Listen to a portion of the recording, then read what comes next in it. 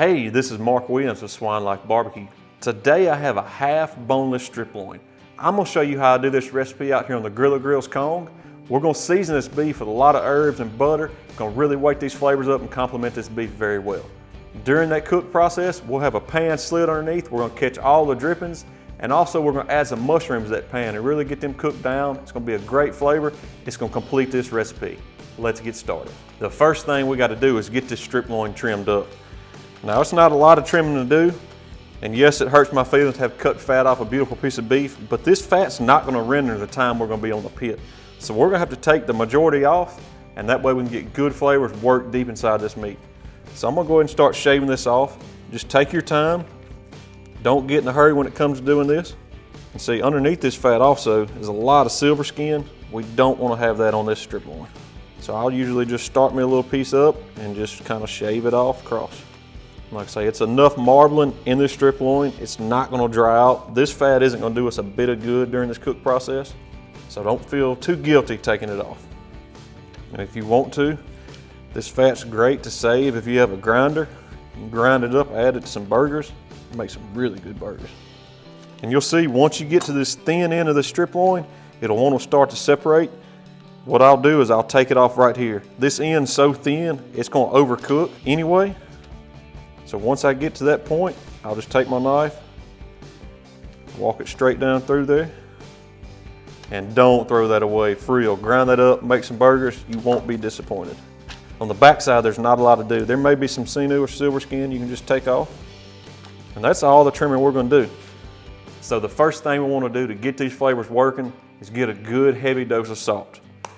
So I'm gonna do that right out the gate. We're gonna, like I say, go pretty heavy. This is a large cut of meat.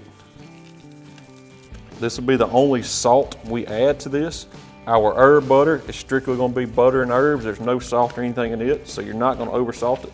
You can use a kosher salt. I'm using sea salt today. Make sure we didn't miss no areas. Get this top side one more time. And then next, we're gonna come back with a coarse black pepper. And again, you can go heavy with this. It's not gonna hurt a thing. I'm a fan of some black pepper on beef, so I'm gonna go pretty heavy.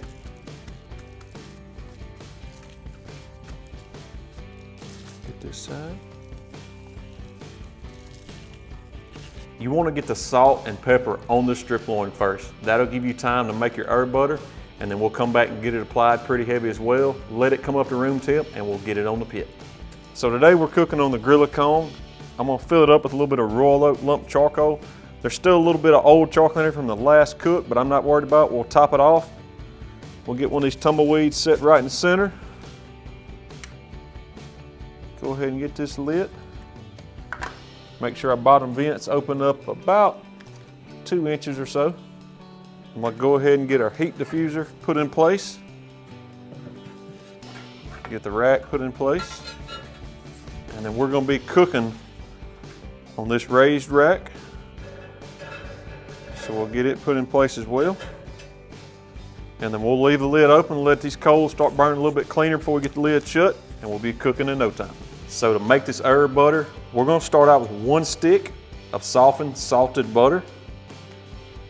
And we got a 1.5 tablespoons of finely chopped rosemary, a 1.5 tablespoons of finely chopped parsley, and then a 1.5 tablespoons of finely chopped thyme. And then you just want to kind of get this mixed in. It may take a minute. Helps you if the butter is really soft. Just kind of fold it in there. I like to hand chop the herbs. It seems to keep the oil and the flavors with the herb. It doesn't break down and get too much liquid in your butter. Just get this mixed in good. And that's it. We'll be ready to put this on this strip loin. So we got the lid closed. I'm gonna run the top vent about halfway open. We'll let it start coming up temp, keep an eye on it, we'll adjust as needed, and we'll be ready to put this strip on. Now that we got our strip loin seasoned, we're just gonna go ahead and put the herb butter on there. So I'm gonna start on the bottom side for now. And I'm just gonna use my spatula I used to mix it up with. Just kind of get it spread on there. Might do better if I do it by hand. There's no right or wrong way to do this. You just wanna get it spread out best you can. The bottom side, a lot of this is gonna melt off into your pan below, but that's what we want because that's gonna add more flavor than mushrooms. We'll get it over and flip it over to the other side. Top side will be much easier to do because that's what's going to stay on there.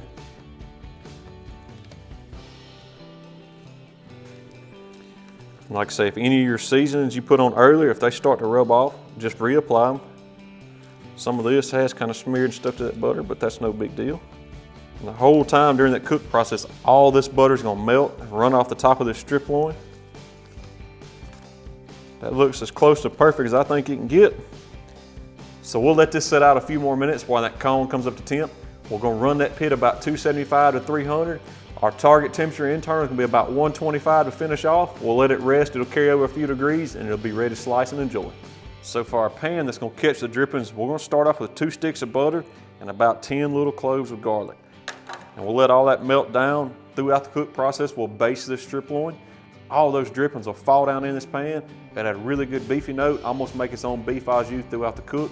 About the last 30 to 45 minutes, we'll add the mushrooms and we'll really have some flavors working. This cone's running about 325. It's time to get it on. I'm gonna kind of place it back here on this back half. And then I'm gonna slide our drip pan right underneath. We'll get the lid closed. We'll come back in about 30 minutes, see how things are looking. Go ahead and get a temp probe in, watch them internals, and let's get this strip loin cooked. So it's been 30 minutes. Let's see how this strip loin is looking. So you can tell we're starting to get some color. All that butter's melted and rendered down in the bottom. I'm gonna go ahead and flip this up a little bit. Slide our drip pan out. All that garlic's done got good and toasted. Some of this we're gonna miss, but it'll be okay. Raise this back up, slide it right back underneath there. Man, it smells good though. So while we're in here, I'm gonna go ahead and get a probe put in. We're just gonna go directly in the side, get it middle ways in there. All those herbs will start to brown up. Of course, we got that butter below catching as much of that juice as we can. We'll check on it here in about 30 more minutes, give it another baste. So it's been an hour. Let's see what we're looking like now. Of course, that butter is browned very well. Get us a good dose of this baste. Drizzle it over the top one more time. Make sure to get the sides. And then I have 1 box of sliced portobello mushrooms. I'm gonna go ahead and add them to this butter. Get those tossed around good. And we'll get our drip pan back underneath. We're sitting at about 100 on internal, so I'm looking at probably another at least 30 minutes before this hits 125. But we'll get the lid closed again, and we'll check on it shortly. So our buzzer's going off. It's hit 125. I'm gonna get the probe out of the way. We'll set this off. And then what I'm gonna do is go ahead, I know these mushrooms still have a little bit more time to go. We'll get these moved up to this top rack. Get them stirred around. But I'm gonna hit it with this mushroom and this butter one more time before we get it in. We'll let these mushrooms finish up. That'll give this strip loin time to rest, and that way everything will be served good and hot.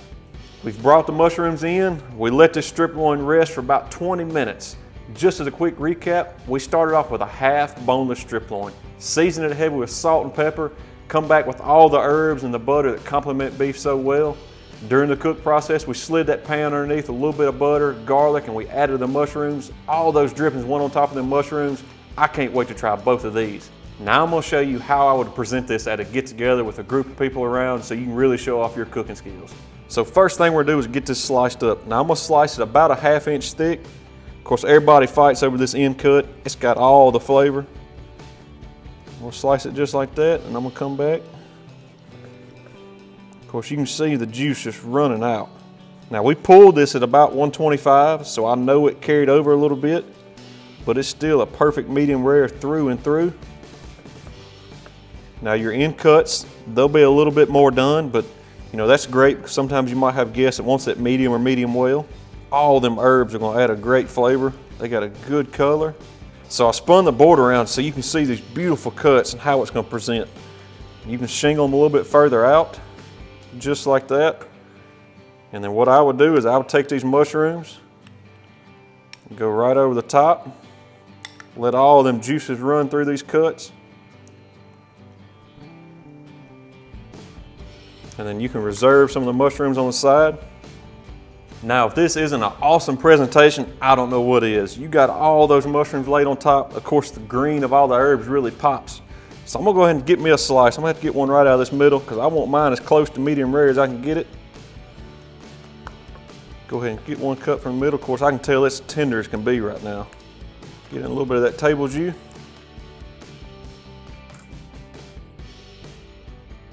That right there is great. Those herbs, they're not overpowering. They complement that beef so well. I'm gonna have to go back in and get me another piece of that crust.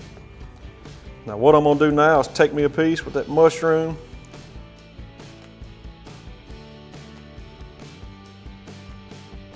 That is flat out phenomenal. The flavor of those herbs and that mushroom go with this beef so well. And of course the texture is just spot on. I mean, it is tender as can be. I'll have no trouble making a meal off this. Now I got one more thing. I'm gonna have to try this end cut right here. It's got so much color, got such a good crust. It's a little bit more of the medium doneness, but I'm okay with that. Get another mushroom to go with it. That's where the flavor's at. Gonna make me a meal real quick. That's a wrap for today at Swine Life. We appreciate y'all checking this video out. If y'all got any questions, shoot us a message on Facebook or Instagram, and y'all make sure to try this recipe. As always, like and subscribe to the channel. We'll see y'all next time. I hope y'all enjoy this recipe as much as I did, because I'm finna tear up this